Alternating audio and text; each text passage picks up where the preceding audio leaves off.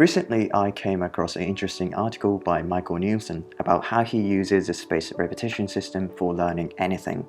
If you don't know about the spaced repetition system, it's one of the most powerful memorization and studying techniques. Nielsen is a quantum physicist and writer. In the article, he says he uses Anki for everything. Anki is probably the best spaced repetition app. Many people think Anki is just for memorizing a simple raw fact, like what is the Spanish word for lion or what is the capital of Uganda. But Nielsen argues we can use Anki for almost everything because it's such a powerful memorization method, it'd be a pity not to use it at all. Nielsen uses Anki in all parts of his life. He says, professionally, I use it to learn from papers and books, to learn from talks and conferences, to help recall interesting things learned in conversation, and to remember key observations made while doing my everyday work. Personally, I used to remember all kinds of facts relevant to my family and social life, about my city and travel, and about my hobbies. So when he's in a seminar, for example, he tries to find at least 3 quality questions to put in Anki. And for conversations, he tries to find 1 quality question to Ankify.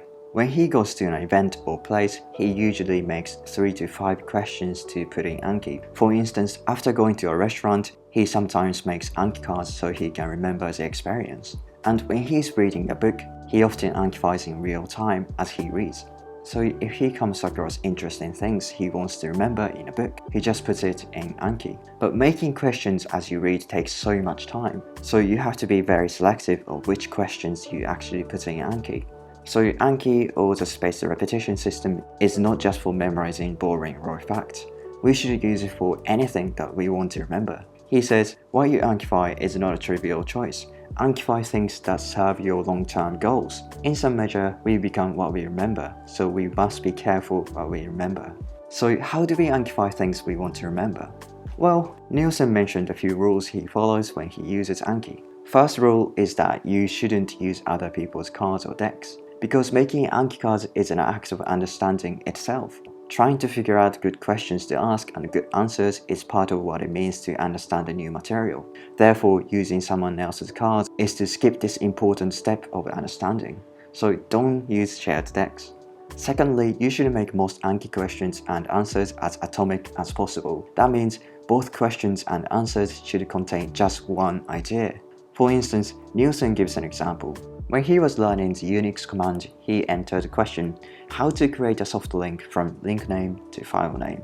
But he got this wrong, so his solution was to break it into 2 pieces. One piece was, what is a basic command and option to create a Unix soft link? And the second piece was, when creating a Unix soft link, in what order do link name and link file go? After breaking it into smaller questions, he got it right.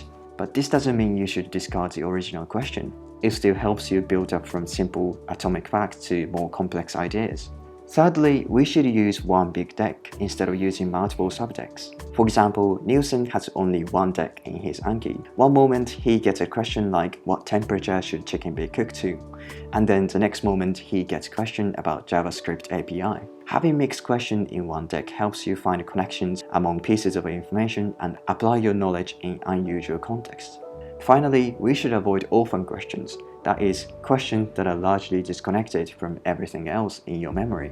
For example, Nielsen once stumbled upon an article about the grooming habits of the Albanian giant mongoose, which is something he never thought he would be interested in, but turned out to be fascinating. So he made 5 to 10 Anki questions from the article, but a few months later he found these questions stale and often got them wrong, because these questions are disconnected from his other interests and he lost the context that made him interested. So what you should do is to try to Ankify questions that are somewhat relevant to your main interest or your creative project. That way you're far more likely to remember them.